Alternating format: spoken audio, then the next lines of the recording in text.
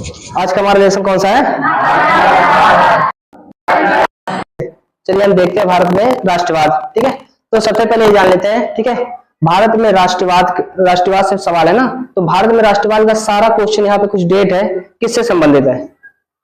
भारत में राष्ट्रवाद लड़ने का कारण, मतलब लड़ाई करने का कारण, आंदोलन चलाने का कारण किसको जाता है? महात्मा। ठीक है, तो महात्मा गांधी का जन्म कब हुआ था? कहाँ पे?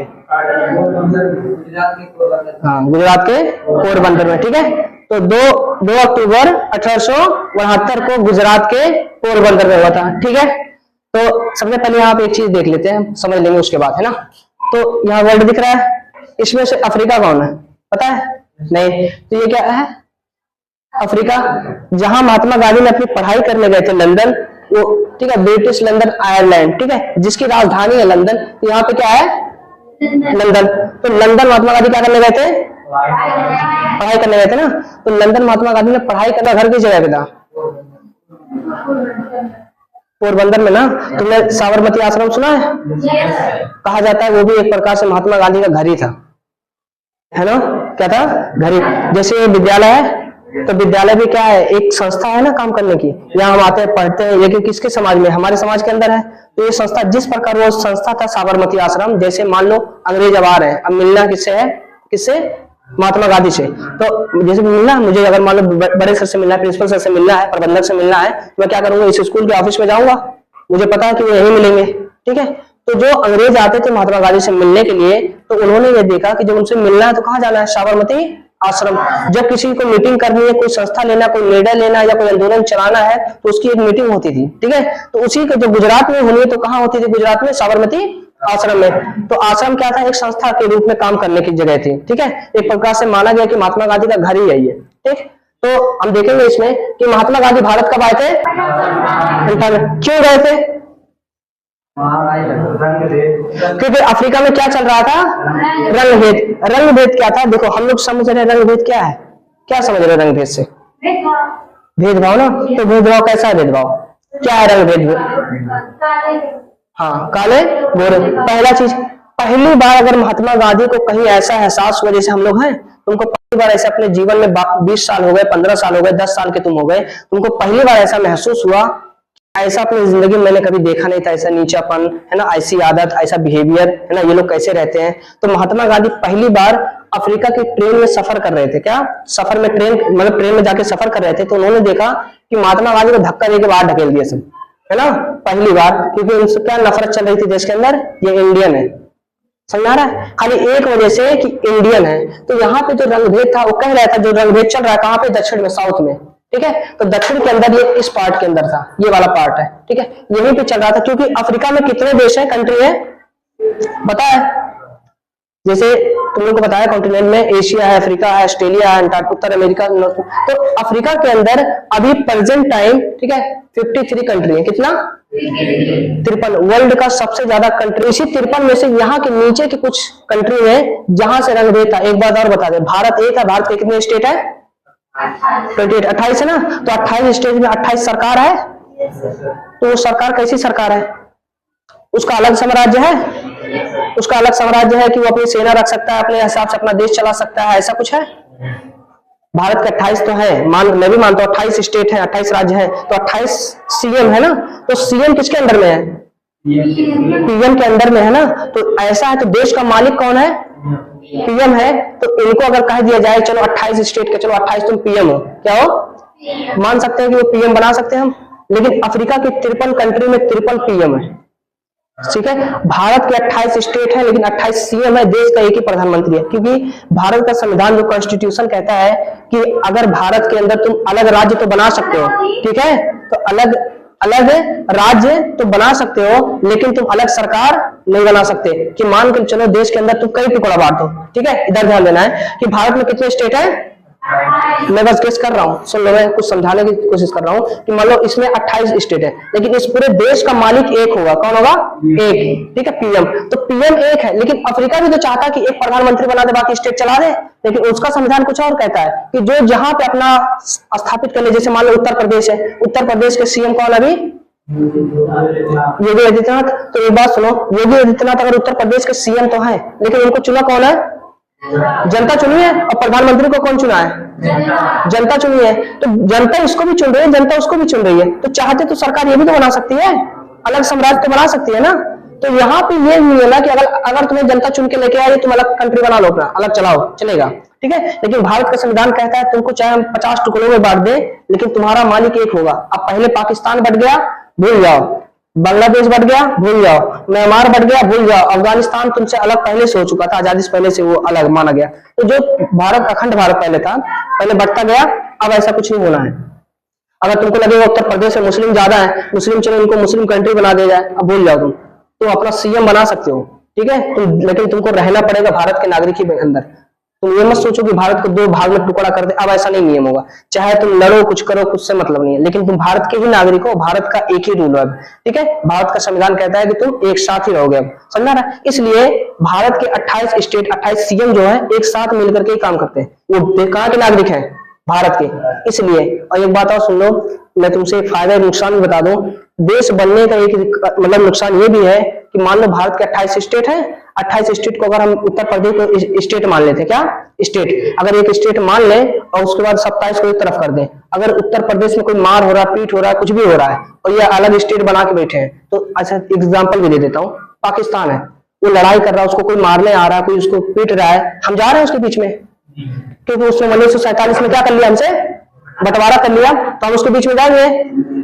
उसी प्रकार अगर हम भारत के 28 स्टेटों को अगर उनके अनुसार बांट दिया जाए, तो एक दूसरे जब लड़ेंगे तो कोई उनको मारेगा तो कोई जाएगा बचाने? नहीं जाएगा ना, क्योंकि तुम अपने हिसाब से बना रहे तो अपना बताओ। लेकिन अभी जो प्रेजेंट टाइम भारत का स्टेट है, कोई छेड़ दे भारत को, उत्तर प्रदेश को छेड़ दे, महाराष्ट्र को छेड़ दे, पूरे इंडिया क्या हो जाएगी एक साथ, है ना। कोई भी मान लो 28 स्टेट है, अगर महाराष्ट्र और गुजरात को कोई छेड़ दे, तो तुमको लगता है कि पूरा इंडिया शांत बैठेगा? पूरी मिलिट्री टूट जाएगी उसके ऊपर। लेकिन अगर तुम कंट्री बना लोगे तो कोई जाएगा मारने? नहीं ना। तो बस समझाने का मतलब ये था कि इसको 53 भागों में बांट दिया गया, इसकी 53 अलग अलग सरकार है, कोई किसी से मतलब नहीं है, ठीक है। तो उसी में साउथ में जो महात्मा गांधी जहां गए थे आंदोलन करने के लिए, उन्होंने ये चीज देखा उसके अंदर कि मतलब यहाँ पे जो कंट्री है, सरकार अपने अपने हिसाब से चला रही है, उनसे कोई लेना देना नहीं है। सरकार चाह रही है कि रंगभेद चला रही है, जो उसका दिल कर रहा है कि मान के चलो जनता को यहाँ से बाहर निकालो। उन्होंने कहा या तुम महात्मा गांधी को भगाओ, तुम भारत वालों जितने यहाँ पे बैठे हो, है ना, जैसे तुम्हारे ऊपर और चार्ज हम लगा देंगे एक ही बार में। आए हो तुम नेता बनने, जैसे मान लो कोई आता समाज के अंदर, थोड़ा बहुत देखते हो ना, एक्सपीरियंस दिखाने लगता है, तो लोग कहते हैं बहुत बन रहे हो, हम दिखा रहे हैं, है ना। लेकिन उसको ये नहीं पता था कि जहां से तुम पढ़ाई नहीं करके आए, वहां से बैरिस्टर बन के आए महात्मा गांधी, समझ आ रहा है। वो नॉर्मली थे। एक बात और देखो, तुमने, हमें, बाकी आदमी अगर इंसान है ना, तुम कंपेयर कभी करोगे समाज में अंदर, तुम में भी हो, तुम भी हो, हम भी हैं, उसी में बात कह रहा हूँ। 2 इंसान होते हैं, एक होता है बहुत दिखावा करता है, हमारे पास BMW है, फॉर्च्यूनर है, ये है, घर है, बड़ाई कर रहा है। अगर हम उसके घर पे गए नहीं है, देखे नहीं है, तो तुम्हारे सामने वो अपनी बड़ाई कर रहा है, हमारे पास सब कुछ है। एक आदमी होता है जिसके पास सब कुछ है ना, लेकिन वो बड़ाई नहीं कर रहा है, वो खाली खामोश बैठा है, वो चाहता भी नहीं कि मैं अपने आप को दिखाऊं, लेकिन लोग उसके घर को जानते हो, बहुत अमीर लड़का है, वो बहुत अच्छा है, ठीक है, उसके घर वाले बहुत करोड़पति है। एक जानता है, एक दिखावा नहीं करता, 2 हो गए। तो दोनों में कंपेयर होता ना। तो जैसे ही महात्मा गांधी यहाँ पहुंचे और रंगभेद चालू हुआ, तो अफ्रीका की सरकार क्या कह दी कि वहां पे ईसाई धर्म है। कौन सा धर्म है? अफ्रीका की सरकार क्या कह दी कि अगर जितने भारत के नागरिक यहाँ पे है, जितने लोग शादी करके आए हैं, क्या शादी करके भारत में आए हैं, अब उनकी शादियां नहीं मान जाएंगी, है ना, उनकी पत्नियां उनको नहीं मानी जाएंगी, है ना। अब महिलाएं तो भगौना पीट रही है घर भर, है ना, और जो पुरुष है वो तो खुश मने मन, है ना, अब दोबारा शादी करेंगे हम, है ना, समझ आ रहा है। तो समाज में होता है ना, आज भी देख लो, पुरुष हमेशा खुश रहता है ना, लेकिन महिलाएं ने उसके ऊपर तो विपद भी करे। और दूसरा रीजन क्या हो गया कि अगर मान लो शादी तो हो गई है, जिसके बच्चे, उनके बच्चे भी नहीं मान जाएंगे, है ना, क्योंकि तुम हमारे हिसाब से शादी नहीं की हो, हमारे रूल के हिसाब से शादी नहीं की हो, इसलिए तुमको फिर से शादी करना पड़ेगा ईसाई धर्म में, है ना, तब तुम्हारे मान जाएंगे, तुम्हारे बच्चे हैं, नहीं तो बच्चे भी नहीं मान जाएंगे, है ना। अब उसी पे महात्मा गांधी हो गए गुस्सा, उठा के महात्मा गांधी सरकार जेल डाल दी, ये गुस्सा हुए जेल चले गए, है ना। माना गया एक मैं देखा एक चीज, महात्मा गांधी ने अपने जीवन का 2300 साल जेल में बिताया है, अपने जीवन का 2300 प्लस दिन जेल में बिताया है महात्मा गांधी ने। अब तुम एक बात सोचो, 365 दिन का एक होता है, 3 × 5 = 15, 3 × 6 = 18, 3 × 7 = 21, 7 साल तक इंसान जेल काटे हैं खाली लड़ने के चक्कर में, है ना। लगभग 7 साल प्लस काटे हैं इंडिया अफ्रीका मिला करके। अब देखो हम यहाँ पे, जब यहाँ पे रंगभेद को महात्मा गांधी ने जीत लिया कोर्ट से, अदालत से, अब महात्मा गांधी को ये अनुमान हो गया। एक चीज और, महात्मा गांधी को यहाँ अगर किसी ने साथ दिया था तो वो थे भारत के उनके राजनीतिक गुरु, ठीक है, ठीक है, क्या गोपाल कृष्ण गोखले। कौन थे? गोपाल कृष्ण गोखले। तो महात्मा गांधी के राजनीतिक गुरु कौन थे? गोपाल कृष्ण गोखले। ये क्वेश्चन आ सकता है तुम्हारे एग्जाम में, याद रखना, ठीक है, कि पूछेगा तुमसे राजनीतिक गुरु कौन थे महात्मा गांधी के, तो गोपाल कृष्ण गोखले, ठीक है। तो महात्मा गांधी का साथ दिया और महात्मा गांधी को यहाँ से जिता दिया। उसके बाद जितने भारत के नागरिक थे उनको कहां ले आए? भारत। अब भारत कब पहुंचे? 1900।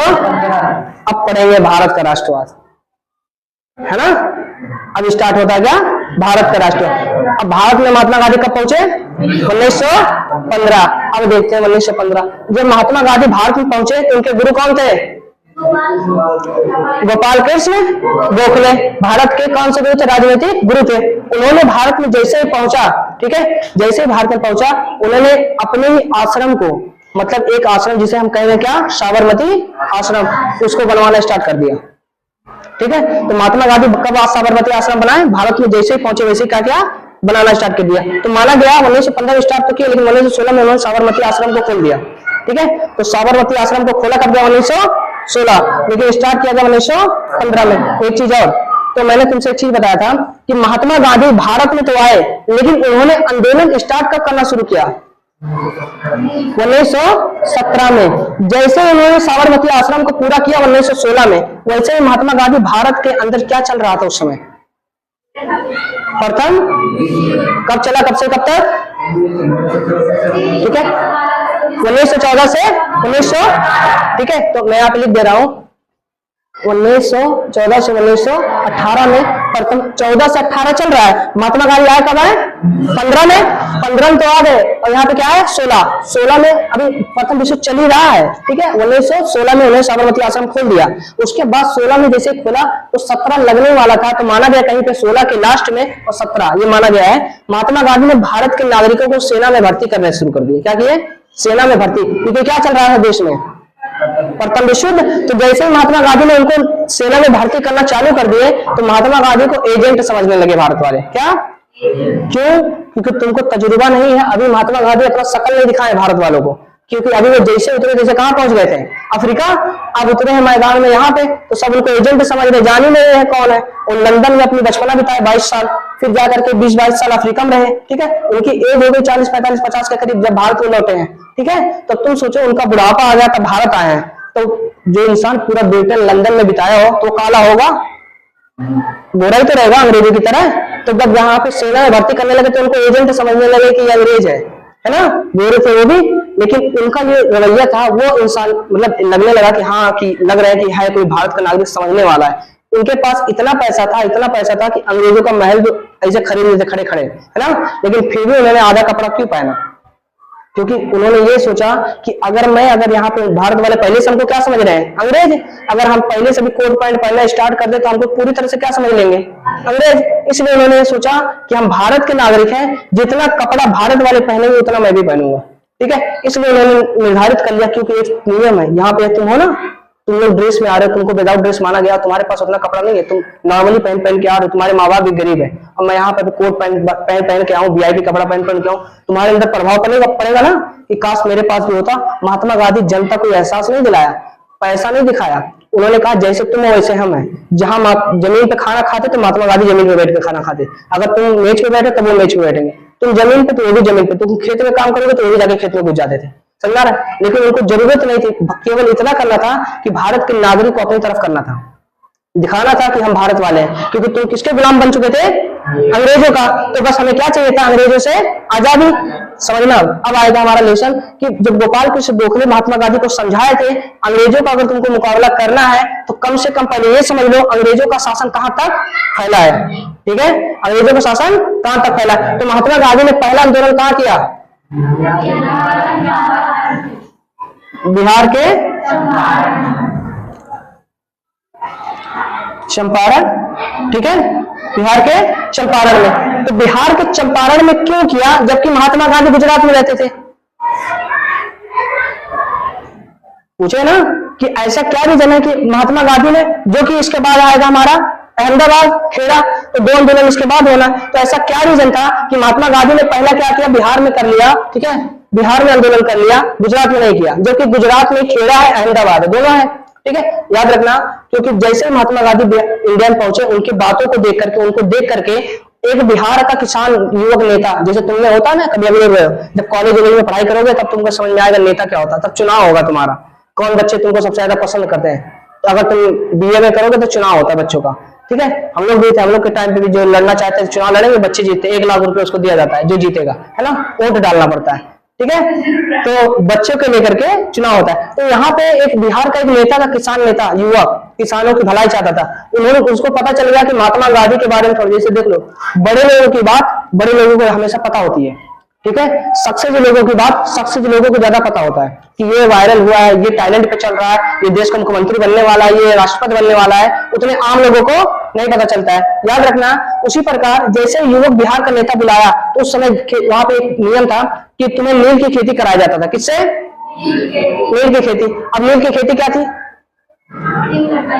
तुम कठिया तो उसे कहते थे। नियम क्या था कि तुम अपनी जमीन है, मान के चलो तुम्हारी जमीन इतनी है, तो तुम इस जमीन का 3 कठिया, अंग्रेजों ने तुम पे लगा दिया था तुम्हारे खेत का, ठीक है, 20 हिस्से में 3 हिस्से पे तुम्हें नील की खेती कहते हैं, इसलिए इसे कहा जाता 3/20, ठीक, इसे कहा जाता 3 कठिया, ठीक है।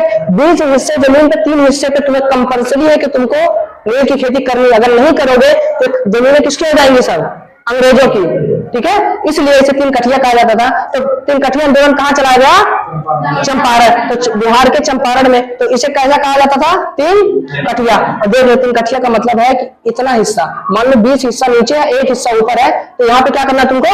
नील की खेती। तो तुमसे पूछेगा नील की खेती कहाँ किया गया था, तो ठीक है, बिहार के चंपारण, ठीक है। नील की खेती को क्या कहते थे? 3 कठिया, ठीक है। तुमसे एग्जाम में आएगा, कंफर्म याद रखना। नील की खेती को सबसे पहले कहां आरंभ किया गया था? बिहार के चंपारण। या तुमसे पूछ ले कि चंपारण आंदोलन को सबसे पहले, ठीक है, कहां स्टार्ट किया गया था? बिहार में। चंपारण आंदोलन कैसा आंदोलन था? नील हटा दे। चंपारण आंदोलन कैसा आंदोलन था? 3 कठिया। या इसे घुमाएगा तुमको, पूछेगा चंपारण आंदोलन कैसा आंदोलन था? बिहारी आंदोलन था, बिहार का आंदोलन था। 3 कठिया था, या पूछ लेगा अहमदाबाद था, ठीक है, ऐसे फंसा देगा तुमको उल्टा पलटा करके, बस कंफ्यूज नहीं होना। 3 चंपारण आंदोलन कैसा आंदोलन था? तो नील की खेती या 3 कठिया आंदोलन था। ये नहीं कि बिहार का कहाँ हुआ था, वो बिहार है, स्थान है, ठीक है। कैसा आंदोलन था? वो 3 कठिया या नील की खेती था। कंफ्यूज मत होना, ये क्वेश्चन को ही एक बार से 2 बार रिपीट किया जाता है। देख लो, बिहार में कौन सा आंदोलन हुआ था? चंपारण। स्थानीय पूछा है, ठीक है, बिहार में चंपारण हुआ। चंपारण कैसा आंदोलन था? 3 कठिया या नील की खेती का आंदोलन था, ठीक है। अब नील की खेती पे क्यों, मतलब अंग्रेजों ने 3 कठिया को क्यों अपनाया? क्योंकि उनके लिए रंग ज्यादा इंपॉर्टेंट था। देखो मैं एक एग्जांपल बता रहा हूँ तुमको समझने के लिए, सुनो मेरी बात। मैं तुमसे कह रहा हूँ नील क्यों आवश्यक था कि अंग्रेजों ने 3 कठिया चलाया? क्योंकि कलर ज्यादा वहां पे दे देगा तुमको, इसकी मान्यता ज्यादा थी अंग्रेजों के पास, ठीक है। अंग्रेज चाहते थे कि भारत वाले खेती ना करें, ठीक है। भारत वालों के लिए उन्होंने कंपलसरी कर दिया जानबूझ के कि भारत वाले गरीब बन जाए, ऐसे फालतू क्वेश्चन बनाएगा वो, ठीक है। तो तुमको ज्यादा नहीं फोकस करना है। अंग्रेजों के लिए नील की खेती का ज्यादा मांग था ब्रिटिश पे, ठीक है। जब जहां लगेगा कि नील की आवश्यकता है तो मार देना चुपचाप, ठीक है। ये क्वेश्चन ज्यादा इंपॉर्टेंट इसलिए है कि ये सबसे पहला सत्याग्रह आंदोलन महात्मा गांधी का। महात्मा गांधी किस राह पे चलते थे? अहिंसक। यहाँ पे लिख देते हैं उसको भी, है ना। महात्मा गांधी किस राह पे चलते थे? अहिंसा, ठीक है। अहिंसा, हिंसा पता है ना। तो महात्मा गांधी किस राह पे चलते थे? अहिंसा। तो अहिंसा का मतलब यही था कि देखो बिना हिंसा किए चलना, हमको सत्य की राह पे चलना है, ठीक है। तो महात्मा गांधी सत्य की राह पे, उसे कहा गया सत्याग्रह, ठीक है। देख लो, एक होता है सच बोलना, ठीक है, एक सच्चा इंसान एक झूठा बोलता है, ठीक है।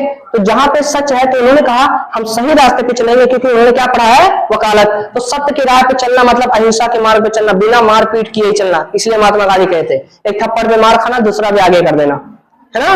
लेकिन भारत अब दबदबा वाला है ना।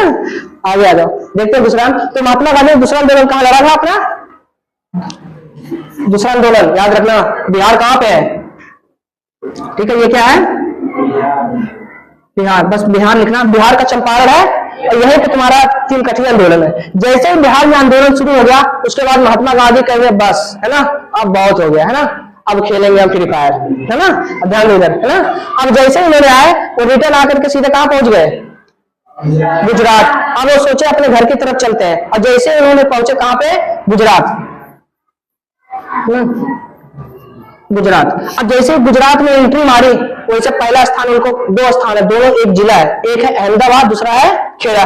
तो उनके सामने देखो एनसीईआरटी में कभी कभी तुम देखोगे एक जगह पड़ता है कहीं पे खेड़ा पहले लिखा होगा अहमदाबाद बाद में लिखा होगा, ठीक है, और कहीं अहमदाबाद पहले लिखा होगा खेड़ा बाद में। कंफ्यूज नहीं होना है, ठीक है, अपने हिसाब से चलना। अब दोनों आंदोलन 1918 को ही हुआ था और दोनों आंदोलन गुजरात में हुआ था, ठीक है। एक आंदोलन का नाम क्या है,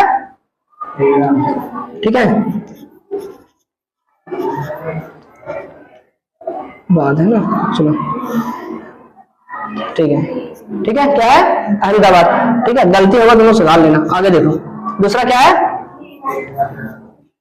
खेड़ा, ठीक है, ध्यान देना। और दोनों अहमदाबाद और खेड़ा आंदोलन कहां पे हुआ था, गुजरात में, ठीक है। और कब हुआ था, 1918 में। लिख देता हूं यहां पर भी अहमदाबाद, दूसरा क्या है, खेड़ा, ठीक है। कंफ्यूज मत होना इसमें, देख लो तुमसे पूछेगा। यही तीन आंदोलन ऐसा है, अहिंसा के मार्ग पे चलना महात्मा गांधी ने, सत्य के मार्ग पे चला, ठीक है। उसके बाद अब इधर खाली यही चलेगा, हाँ। अब आज के दौर में अगर होता तो फिर AK-47 उस समय खाली सांप मारने वाला लाठी था, है ना। देखो इधर तो अहमदाबाद कैसा आंदोलन था, मेन मजदूर। मजदूर क्यों पैसे की मांग कर रहे थे, वहां पे नियम था कि देख लो भारत वालों ने सभी, आज का मैं एक एग्जांपल तुमको दे रहा हूं समझ लेना अच्छे से। भारत के जितने भी नागरिक थे, ठीक है, याद रखना, अंग्रेजों ने धीरे धीरे करके उनको अपने वश में कर लिया। आज भी हो बेरोजगार हो, कंपनी ढूंढ रहे हो कि सजी 10-12 पास करेंगे, जाके काम सीखेंगे, किसी कंपनी में 50,000 नौकरी करेंगे, कचा गए, नौकरी नहीं मिल रहा है ना। बस अंग्रेजों ने पहली बार यही किया था। और जब भारत में कंपनी खोली तो सारे बेरोजगार बैठे थे और सारी जैसी कंपनी खुली 20-20 में सैलरी, 30,000 सैलरी, 5,000 सैलरी, जैसा पैसा मिले। आज तुमको 50,000 मिले, पढ़ाई छोड़ो, चलो पहले कंपनी, है ना। और जब तुम कंपनी में काम करने लग जाओगे तो किस पे डिपेंड हो गए तुम, अंग्रेजों पर, जिसकी कंपनी उस पर डिपेंड हो जाओगे ना। एक कितने साल, 5 साल, 10 साल, 15 साल वहां पे काम करने लगोगे तो अपने बच्चों को भी बुलाओगे, 1 लाख महीना आ रहा है, चलो क्या करोगे। मान लो तुम कर लिए, आने वाली पीढ़ियां कहां गई तुम्हारी, बर्बाद। स्कूलें उन्होंने अपनी चला दी, हमारे हिसाब से पढ़ाई करो। शिक्षा मंत्री अपना बना दिया, हमारे हिसाब से चलोगे तुम। अपना CM अपना बना दिया, अब हम डिसाइड कर लेंगे कौन सा कानून चलेगा, ठीक है। ये तुमको अंग्रेजी भाषा कौन सिखाया है, उन्होंने तो स्कूल अपनी खोली, इंग्लिश लगा दिया। इंग्लिश भारत वालों को नहीं आता, इंग्लिश डाल दो स्कूल में, इंग्लिश सीख रहे हो। अब इंग्लिश चलते चलते पूरे भारत में आ गया इंग्लिश। किसकी भाषा, अंग्रेजों की तो है, जो पैंट शर्ट पहन के बैठे हैं लोग, सब लोग, है ना। किसका है, अंग्रेजों का। तब तक धोती कुर्ता ऐसा लपेटते, ऐसा मोचा फेंकते, है ना। हम लोग आते हैं स्कूल पर, समझा रहा है, ये अंग्रेजों का ही देना जो बैठ के बैठे। और दूसरा चीज भारत वाले देख लो, अब लगता है भारत वाले टेक्नोलॉजी बहुत तेज है ना। पहले वही वाला हाल था, हाँ क्या हो गया, तेज बोलना है, समझ आ रहा है। तो देखेंगे तो जो अहमदाबाद था तो मजदूर काम करने गए थे, कहाँ पे, अहमदाबाद में। तो महात्मा गांधी ने देखा कि जैसे भारत में गुजरात में पहुंचे वैसे देखा कि अहमदाबाद में लोग ऐसे होता नहीं है, गेट खोल दिए, अब बैठे धरना पे 50-60 लोग, तुम लोग भागते जाओगे, बाइक उठा लोगे, चलो देखते हैं कौन कौन बैठा कौन लड़ रहा है ना। जाते तुम लोग खाली देखने। तो महात्मा गांधी बस यही सुन करके जब पहुंचे अहमदाबाद में तो देखा मजदूर चिल्ला रहे हैं, रो रहे हैं, ये कह रहे हैं कि हमारी पैसे की मांग को बढ़ाया जाए। क्या किया जाए, बढ़ाया जाए, क्योंकि हमें बीमारी हो गई, तबियत खराब हो रहा है, हमारा क्या हो रहा है, इलाज नहीं हो पा रहा है, इतने पैसों में हमारा घर खर्चा चल रहा है। तो उन्होंने देखा कि अहमदाबाद में जो आंदोलन किया उन्होंने, वो क्या था, मिल मजदूर। कैसा था,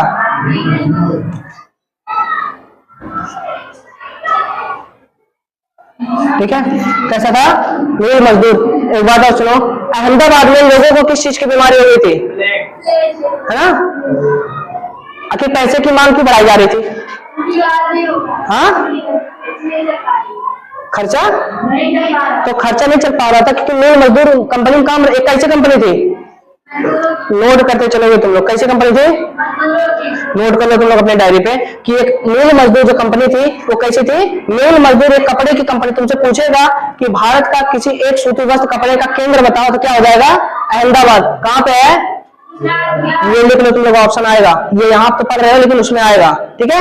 अब तुम लोग सेकंड पढ़ोगे, खेड़ा आंदोलन। क्या है?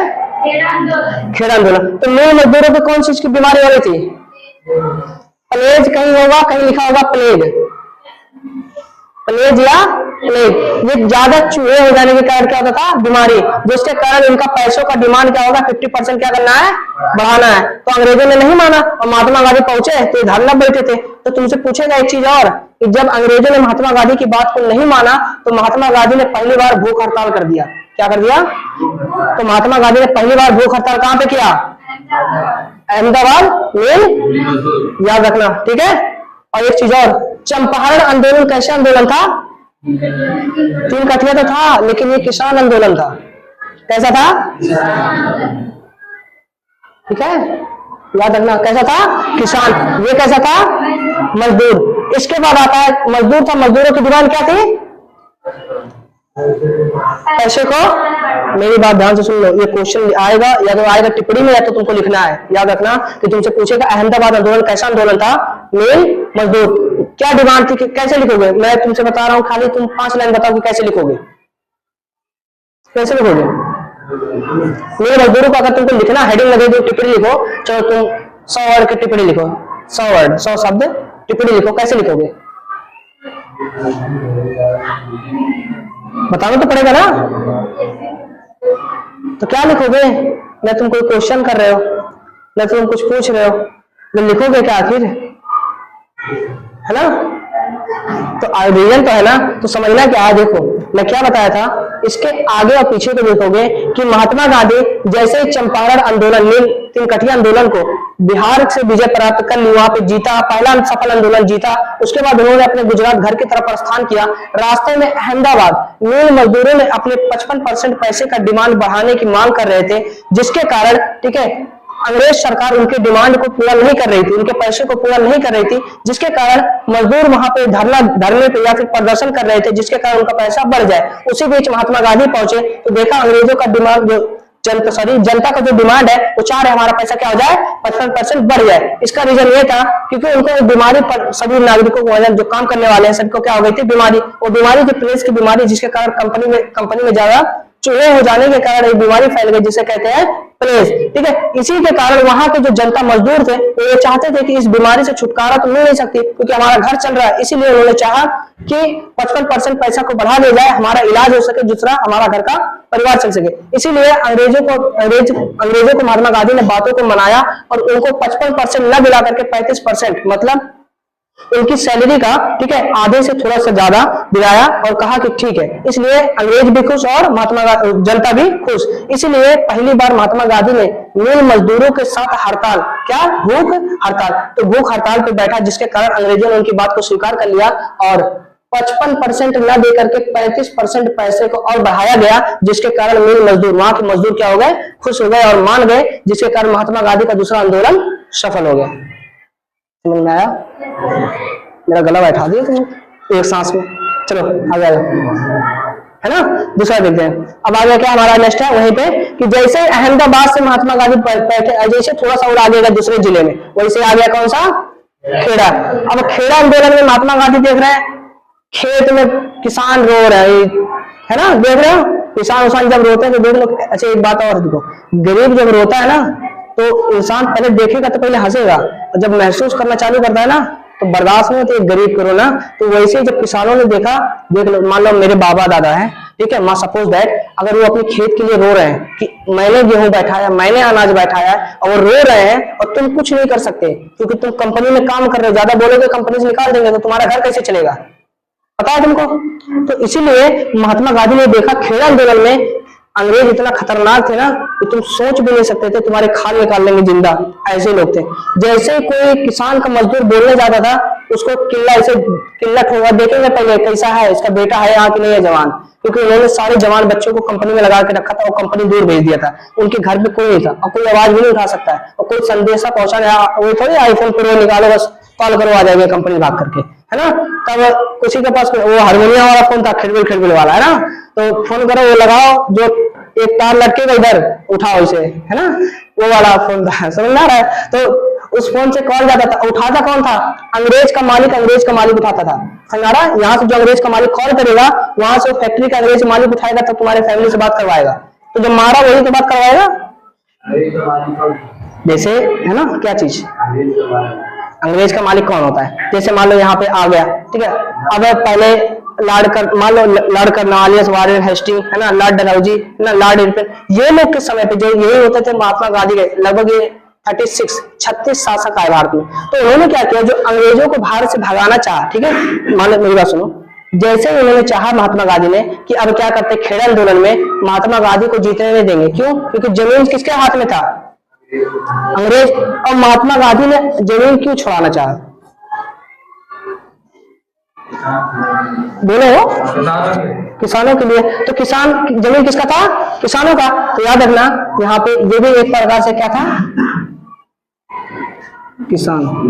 मैं इसे शॉर्टकट लिख देता हूं, भूलोगे नहीं, कि जमीनों को टैक्स देना सबसे ज्यादा किस आंदोलन में पड़ रहा था? तो किस आंदोलन में टैक्स देना था तुमको? खेड़ा। तो टैक्स समझते हो ना? जमीन मेरा, बैठाया मैं हूं, सब कुछ किया मैं हूं, और तुम आगे वसूलोगे।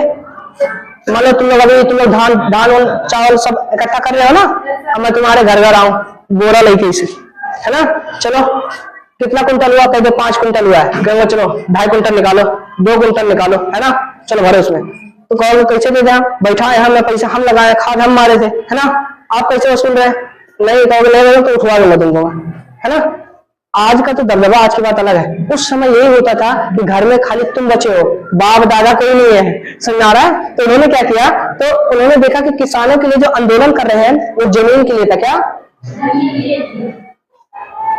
जमीन? आगे लिख देता हूं, टैक्स, कर। क्या था? कर। याद रखना, महात्मा अभी हम 3 ही पढ़े हैं, चंपारण, मिल मजदूर और किसान। समझ आ रहा है? खेड़ा आंदोलन कैसा आंदोलन था? किसान।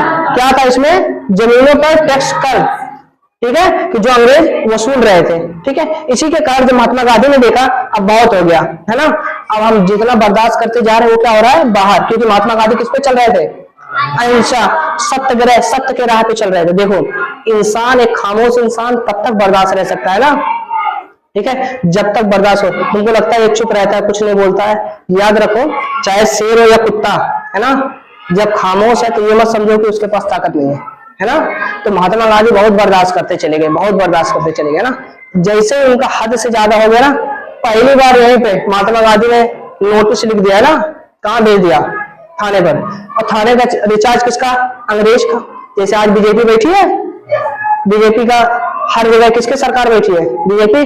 थाने में लेकर के, वकालत से लेकर के, जज से लेकर के किसका शासन बैठा है? बीजेपी। सुनवाई कहाँ होगा तुम्हारा? कहीं होगा? देश का संविधान हटा दो, नियम चेंज। समझा रहा है? जो सबको रोक के रखा है, बांध के रखा है, वो क्या है? संविधान। तो यहाँ पर उन्होंने अपना संविधान चलाया था। कौन सा संविधान? 1935। कौन सा? तुम लोग को कुछ पूछना है तो पूछ सकते हो।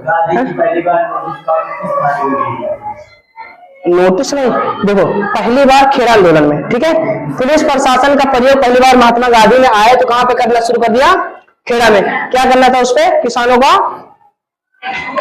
टैक्स को हटाना था। देखो मेरी बात सुनो, तुम्हारी जमीन पर टैक्स लगा है, अब तुम कह रहे हो सर जी, है ना, कह रहे हो सर हमारा, हम नहीं देंगे टैक्स और सब, है ना। अब मैं मान ले तुम्हारे बीच में, चलो एक लड़का आ गया, कोई किसी को भी ले लो, अब वो आ गया कह रहा कैसे नहीं मानेंगे आप? मैं कह रहा हूं मैं मानूंगा नहीं, मेरी सरकार में कुछ भी करो, ठीक है, आवाज नहीं, है ना। तो क्या करना है? टैक्स जो तुम लोग दे रहे हो तो कहो हम नहीं देंगे। तो सही बात है, मजदूरों का पैसा, उसका हक नहीं लेना चाहिए। महात्मा गांधी ने क्या किया? पहली बार नोटिस दिया और पुलिस किसके हक में आ गई? महात्मा। मैं खड़ा हूं और मैं रो रहा था कब से, मैं किसान हूं। अब महात्मा गांधी आए, पुलिस बुला लिया, पुलिस हमारे साथ में। अब पहले से रो के गुस्सा भरा है ना।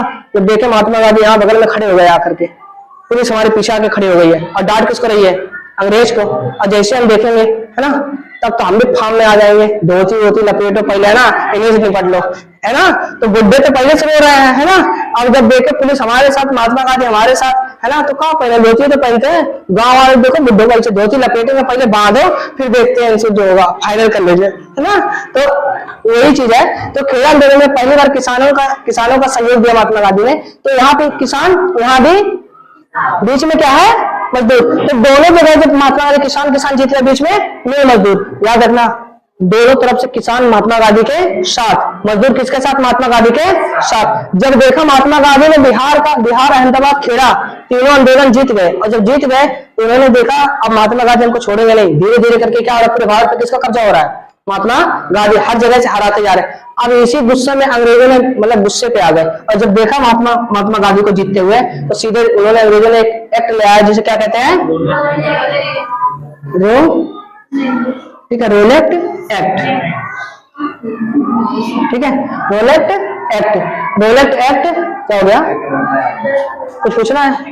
ठीक है, पूछना हो तो पूछ सकते हो तुम लोग, है ना? तो रोलेट एक्ट कब लाया गया? याद रखना, इसके आगे जो डेट बताओ। तो रोलेट एक्ट कैसा एक्ट था? काला कानून। पहली बात तो सुनो, जब तीनों जीत गए, अब जब देख लिए कि फार्म में यहाँ पे, क्योंकि अब यहाँ पे तुमने पढ़ा ना, अभी देखा है कि अब बुढ़े भी जवानी पा जा रहे हैं, है ना, अब गुस्सा हो रहा है। तब यहाँ पे जब देखा गया किसान के जनता में आग बोला हो रहा। देखो एक चीज याद रखो, जब जनता के पास पावर आने लगती है ना तो सरकार दबने लगती है। एक बात याद रखना हमेशा, इसलिए किसी भी नागरिक को देखोगे सरकार के सामने, प्रशासन के सामने चिल्लाते नहीं देखोगे। जिस दिन जनता के सामने आवाज उठना चालू हो गया ना सरकार के सामने, सरकार बैठ जाएगी पीछे। तो यार कभी देखे हो कुत्ते के सामने चूहा दौड़ रहा हो, या फिर बिल्ली के सामने चूहा भाग जाएगा इधर, है ना? तो जैसे इधर से जनता की आवाज उठा तो ये सरकार नीचे, जब सरकार की आवाज उठा तो जनता नीचे। यही चल रहा है अभी हम ऐसे हैं, तराजू के हल्का फुल्का चल रहा है, कभी नीचे तो कभी ऊपर। जिस दिन जनता का ऊपर होगा तभी सरकार गायब। समझा? बाकी तुम समझदार हो, है ना? सुनो, अब ये 1919 में कौन सा एक्ट आया? क्यों लाया गया? क्योंकि अहिंसा के मार्ग पे चल के, सत्याग्रह के मार्ग पे चल के महात्मा गांधी ने बिहार, अहमदाबाद और खेड़ा तीनों आंदोलन को जीत लिया, जिसके कारण अंग्रेजों को यह बात बर्दाश्त नहीं। उन्होंने क्या लाया? Rowlatt Act. जब रोलेट एक्ट आ गया तो अंग्रेजों ने देखा ये चीज, महात्मा गांधी के मतलब देखा कि ये काला कानून है, इसमें पहले अंग्रेज बोल दिया था, अब तुमने तो तीन तो जीत गए हो, है ना? अब ये नियम होगा कि अगर नागरिक एक साथ कहीं 4-5 मिल गए बात करते हुए, सीधा उठा के 2 साल की जेल, बिना पूछे, बिना जांचे, बिना सबूत, बिना वारंट, उठाओ सीधे कहा डाल दो? जेल। नियम क्या था? बिना अपील, मतलब तुम कहीं किसी कोर्ट में अपील नहीं कर सकते, बिना दलील, तुम्हारे पास कोई सबूत नहीं हो तो नहीं माना जाएगा, ठीक है? बिना वकील, कोई वकील लेके आओगे तभी नहीं माना जाएगा। और वकील कौन था? तो लाया तो किसका था? समझ आ रहा है? बिना अपील, बिना दलील, बिना वकील, तो है ना? तो किसके लिए लेके आ गया था? Rowlatt Act. तो अब किसी का नहीं चलेगा, है ना? अब किसका चलेगा? अंग्रेजों का। अब जब तीन आ गए, बिना अपील, बिना दलील, बिना वकील का, ठीक है, तो अंग्रेज अब डरने लगे, है ना? ठीक है, कि अब हार रहे हम। तो यहाँ पे महात्मा गांधी ने जब देखा ये चीज कि अब ये तो गलत बात है ना, कि तुमने ये तो गलत ला के कर दिया, अब आम नागरिक बात भी नहीं कर सकते, खेत में काम भी नहीं कर सकते, तुम कहीं जा भी नहीं सकते। तो उसी में जब रोलेट एक्ट आया तो महात्मा गांधी ने कहा चलो अब हड़ताल कर देते हैं। क्या करते हैं? हड़ताल करो, अंग्रेजों का सामान वामान छोड़ो, चलो भागो सबके सब, उनमें काम मत करो, है ना? समझ आ रहा है? अक्सर आज भी तुम लोग देखो, हम लोग है ना, हम लोग ने एक चीज देखो, तुम लोग एक बात बताओ, क्या हुआ? कैमरा नहीं चल रहा क्या? ठीक है, फिर कोई दिक्कत? चलो, है ना? ठीक है, ठीक है। तो जो काला कानून रोलेट एक्ट है, ठीक है, उसमें तुम लोग एक चीज देखोगे, ठीक है, एक चीज देखोगे कि जो काला कानून था उसका मकसद ये नहीं था कि महात्मा गांधी को हराना है, दिक्कत बस ये था कि भारत के नागरिक को दबाना है, नीचे दबाना। जितने ये दबेंगे उतना हमारे गुलाम रहेंगे, जिस दिन ये उठने लगे उस दिन क्या होगा? हमारा टिकट कट जाएगा। इसीलिए बस महात्मा गांधी क्या करे, आगे तो लगा रहे थे सब जगह कि तुम उठो, ऊपर उठो, ऊपर उठो। समझ आ रहा है? क्योंकि तुम क्या हो? दबे हो। हाँ, समझ आ रहा है? तो तुम दबे हुए, और सच बात है आज भी हम दबे हुए हैं, ठीक है? क्यों? क्योंकि हमारे पास नॉलेज नहीं है। किसी नॉलेज वहां पे किसके पास था? महात्मा गांधी। वही हम भी हैं, किसी के पास नहीं। कि एक आदमी आ जाए पढ़ा लिखा ना, हम दब जाएंगे उसके सामने, वो गलत भी बोलेगा तो हम सही मान लेंगे। क्यों? क्योंकि हमारे पास नॉलेज है। तो रोलेट एक्ट कैसा कानून था? काला कानून था। तो जब काला कानून आया तो महात्मा गांधी ने देखा कि सभी को क्या कर दिया गया? हड़ताल पे। अब जो लंदन बैठे हैं, ब्रिटेन, क्योंकि देख लो भारत का नागरिक कहाँ बैठा था? आयरलैंड जाकर के। अंग्रेजों का स्थान सब कहाँ था? पूरा ये वाला था, पूरा स्थान यही था। भारत के नागरिक कहाँ बैठे थे? अंग्रेज। जितने पढ़े लिखे थोड़े बहुत थे उनको कहाँ भेज देगा? अंग्रेज। अंग्रेज ने सबसे पहली गलती यही किया था कि भारत वालों को कंच छू लिया था। क्योंकि भारत में एक कहावत सुने हो ना, जिसके खाना खाएंगे उसमें पतरी छेद कर देंगे हम, है ना, सुने हो ना। तो अंग्रेज भारत से ले गए थे वहां पर, है ना, अपने फैक्ट्री मालिक बना बैठे थे, है ना। अब जैसे ही पता चला कि भारत में काला कानून आ गया, फोन पे फोन आता रहता है, ठीक है, हारमोनियम वाला वही तार वाला फोन, है ना। तो जब फोन आने लगा ना, तो जब भारत में फोन आने लगा तो देखा काला कानून, तो वहां भी हड़ताल होने लगा, है ना।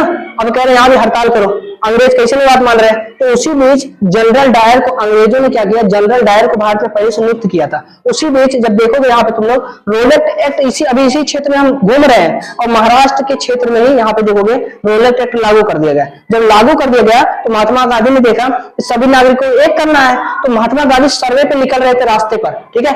तो यहीं पे एक रास्ते पे अंग्रेजों का एक सिपाही महात्मा गांधी का रुख मोड़ दिया और कहा कि जाओ तुम, महात्मा गांधी ऐसा महाराष्ट्र में भेज दिया, कह दिया कि महाराष्ट्र में दंगा होने वाला है। अब महात्मा गांधी अपना रास्ता मोड़ लिए, ठीक है, क्योंकि वो भी समझते थे कि दंगा नहीं होना चाहिए, क्योंकि किस पे चल रहे महात्मा गांधी, अहिंसा, ठीक है।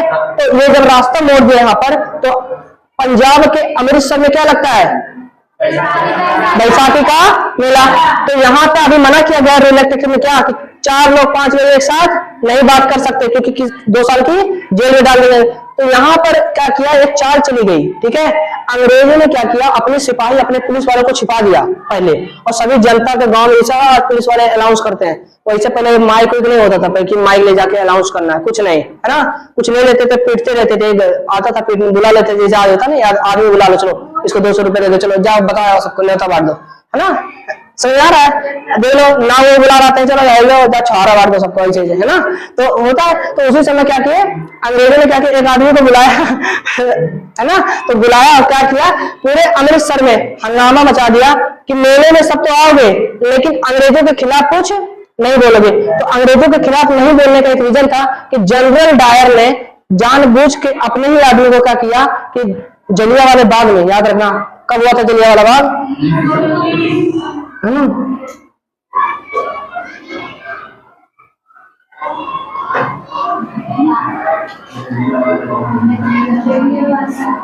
है ना, याद रखना जलियांवाला बाग ऐसा बाग था, ठीक है। क्या हुआ, गलती हो गया, क्या होता है, देखो ये एक बात तुमको बता दूं, एक बात सुन लो मेरी बात ध्यान से। हमेशा किसी के नाम से किसी का एक्शन चला था, जैसे मान लो मैं सरकार हूं, मेरा नाम है सर सिडनी रोलेट, क्या नाम है, एक व्यक्ति था सर सिडनी रोलेट, उसी ने क्या किया, जब देखा महात्मा गांधी ने 3 आंदोलन जीत लिया, अब उसने क्या किया, एक एक्ट ले आया जिसे क्या कहते हैं, अब ये सर सिडनी रोलेट एक्ट के नाम से क्या पड़ गया, रोलेट एक्ट। जो एक्ट लाया था उसका क्या नाम था, सर सिडनी रोलेट एक्ट, उसी के नाम से नाम आ गया रोलेट एक्ट। इसे ही कहते हैं काला कानून, और इसे ही कहते हैं बिना अपील बिना दलील बिना सबूत के कानून, है ना, समझ आ रहा है ना। अब हाँ क्या बोले, अरे थोड़ा बहुत गलती होगा तुम लोग सही कर लेना, है ना, समझ में आ रहा है ना, जलियांवाला बाग है, ठीक है, ठीक है। तो ला ही नहीं है ना, तभी तो कह रहा है। चलो अब हो गया सही, ठीक है, अरे गलती हो गया लेकिन चलो ठीक है, समझ आ गया। तो जलियांवाला बाग पहला बाग था, याद रखना, अमृतसर के कहां पे हुआ था, पंजाब के अमृतसर, बस मैं बोल रहा हूं ध्यान देना, पंजाब के अमृतसर। तुमसे पूछेगा महात्मा गांधी के रहते हुए भारत में पहली बार गोली कहां चलाई गई थी, तो अब हम समझ रहे हैं गोली, तो तुमको एक बार पढ़ा चुका हूं कि जलियांवाला बाग में, क्योंकि पहले से क्या देश में लागू हुआ, रोलेट एक्ट, और जलियांवाला बाग अमृतसर के बैसाखी का मेला लगता है, कौन सा मेला, बैसाखी, क्योंकि लोग इकट्ठा होकर मेला देखते थे।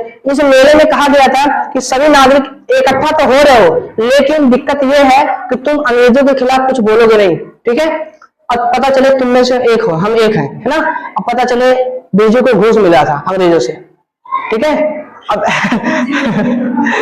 है ना, तो मान लो बिरजू को घूस मिला था, ठीक है। अब बिरजू आकर के क्या किया, अंग्रेजों तुम्हारे भीड़ में तय करके अपना उठ के आया, है ना, अंग्रेज मुर्दाबाद, अंग्रेज ऐसे हैं, अंग्रेज वैसे, है ना, अंग्रेज मर जाए, ऐसा हो जाए वैसा हो जाए, तो तुम भाषण दे रहा है ना। अब पता चले, अब जब ये आया भाषण देने लगा तो बाकी तो सोचेंगे ये भाषण क्यों दे रहा है ना, मतलब इसके पास हिम्मत आ गया। अब पता चले 2-4 और चिल्लाने लगे पीछे से, है ना। अब जब ये बात पता चल गई, माइक ने इसने अनाउंस कर दिया, अब बोला क्या था जनरल डायर ने कि किसी को भी अंग्रेजों के खिलाफ नहीं बोलना है। जब इसने बोल दिया, पीछे से इसको देख के बेचारा वो साइड होकर बोल दिए। हाँ, अब पता चले जितने भी थे तो माना गया जलियांवाले बाग का एक ही गेट था। कितना? एक। और यह बीच में कुआं है और सभा इधर लगी है। ठीक है, अब इसने जाकर मंच पे जाकर भाषण दे दिया और बीच में जितने मिलिट्री इसने लाए थे सभी उतार दिए। कहाँ पे? एक लाइन से इधर पूरी मिलिट्री तैनात कर दी। माना गया एक मिलिट्री बैठी, दूसरी थोड़ा सा ऊपर बैठी और तीसरी खड़ी थी। 3 मिलिट्री का शिफ्ट लगा था। मान के चलो एक बैठ गया, उसके पीछे और एक खड़ा है, फिर उसके ऊपर एक, तो तीनों लोग एक साथ फायरिंग करते थे। समझ आ रहा है? मैक्सिमम उन्हें माना गया जब तक इन्होंने गोलियां चलाई, जब तक इनकी गोलियां खत्म। उस समय वो वाली गोली नहीं होती थी ऐसे निकालो डालो उसके बाद खींच के मारो धाए से, है ना? तब तो मुझे लगता दौड़ा दौड़ा के सब मारते। पहले वो था, वो क्या बोलते हैं, खटिया बोलो कोई पट्टा वाला, है ना? वही पट्टा होता था। एक पट्टा इधर डाल दो और दो चार को हाँ मशीन गन चला। मशीन नहीं होता, मशीन गन का समझ लो वैसे ही होता ना। तो इसे पट्टा बिछा देंगे यहाँ तक लंबा था और एक बार पकड़ लिए, उनका पोजीशन चेंज भी नहीं होता। एक बार दबाते रहे तो दबाते रहे, तुम भागते गए इधर उधर, पता चले इधर आगे उसको गोली मारा धाए से दूसरे, फिर कोई आ रहा तो क्या कर रहे थे, एक साथ एक निशाने पे फायरिंग। यह भी माना गया कि जिस दीवारों पे इन्होंने मारा ना, उस दीवारों का आर पार छेद हो गया। यहाँ तक इनका जहां से पोजीशन पे था उसी पोजीशन पे गोली चले। अगर कोई लोकेशन पे बैठ गया, छुप गया तो छुपा ही था। समझा रहा है? और जहां गोलियां चली, क्योंकि लोग जानबूझ के इसलिए मारे गए क्योंकि वो भगदड़ मचा दिए। अब भगदड़ नहीं मचाए होते तो ये अपने हिसाब से गोलियां चला तो रहे थे सीधा सीधा, लेकिन बस सीधा सीधा लोग भागने के चक्कर में अपने आप को गंवा दिए। मैक्सिमम माना गया 95% लोग मर ही गए थे गोली से। ठीक है, पहली बार भारत के लोग गोली खाए अच्छे से। समझ आ रहा है? तो तुमसे पूछेगा कि भारत में पहली बार भारत में गोलियां कब खाई गई मात्र, ठीक है, तो जलियांवाले बाग में। ठीक है, अभी इसका बदला लेंगे आगे, है ना? अभी देखते हैं। ठीक है, आगे देखो। तो जलियांवाला बाग कहाँ हुआ था? पंजाब के अमृतसर में। तो भारत में पहली बार गोलियां कब चलाई गई? जलियांवाला बाग कब हुआ था? 1919। ठीक है, चलाने का आदेश किसने दिया था? ठीक है, याद रहेगा ना?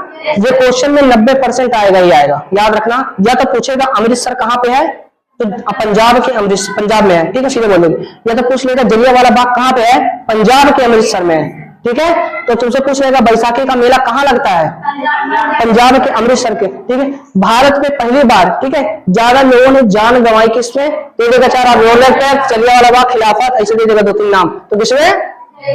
याद रखना, ये जो जाल लिखा ना, जाल, जाल में गोली चलाने का, जाल एक चाल, है ना?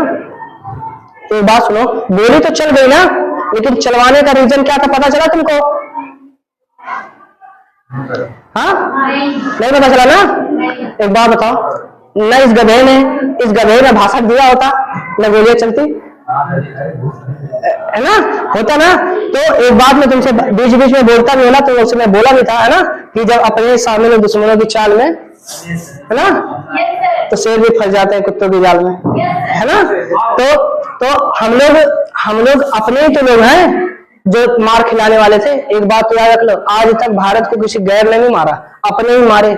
समझ आ रहा है? भारत को गुलाम किसी बाहर ने नहीं बनाया, अपने ने बनवाया।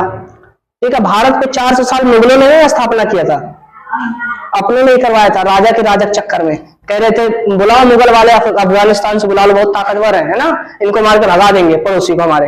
अब पड़ोसी को मार के भगाया, इनको भी मार के भगा दिया। ना रहेगा बांस न बजेगी बांसुरी। समझ आ रहा है? अपने ही गद्दार होते हैं, बाहरी नहीं। ठीक है, तो जलियांवाला हो गया। अब जलियांवाले बाग में हम चला कौन सा रहता है आंदोलन? अहिंसा, है ना? अब महात्मा गांधी देख रहे हैं कि गधा ने बेवकूफ बना के कहाँ भेज दिया हमको, महाराष्ट्र। अब महात्मा गांधी जा कहाँ रहे थे? ऊपर। तो यहाँ पे कहाँ, जैसे ही महात्मा गांधी महाराष्ट्र की तरफ पहुंचे, वैसे संदेह क्या छप गया कि अमृतसर में जलियांवाले बाग में लगभग, ठीक है, हजारों प्लस के करीब लोग मारे गए, लेकिन ये गवर्नमेंट ने अपने अनुसार छापा है। ठीक है, अभी तक डिटेल नहीं कंफर्म है। जैसे मान लो सरकार किसी की भी हो, उसने अपने अनुसार, पुलिस प्रशासन ने आंकड़ा निकलवा दिया कि 1650 लोग मारे गए, अपने अनुसार छाप दिया। और कितने मारे गए अभी तक कोई जान ही नहीं पाया। ठीक है, मेला है, बहुत सारे मारे गए होंगे, बहुत सारे, क्या पता उन्होंने लहासे छिपा दिए तो क्या करोगे तुम? समझ आ रहा है? तो उनकी सरकार थी, तो इसीलिए माना गया कि जलियांवाले बाग में जब महात्मा गांधी को क्रोध आया, अब वो समझ गए, है ना, अब सीधे अलवे से भी नहीं निकलेगी, अब क्या करना है, डिब्बे पे पिघला देना है। समझ आ रहा है कि पहले डिब्बा ही पिघला देते हैं, देखते हैं। अब सुनो, जब देखा तो एक बात महात्मा गांधी को समझ में आ गया कि यहाँ जो मिलिट्री था वो किससे मिला था। तब महात्मा गांधी को एक बात समझ में आ गई कि किसी पढ़े लिखे को बेवकूफ नहीं बना सकते हो ना, क्योंकि अब महात्मा गांधी को समझ में आ गया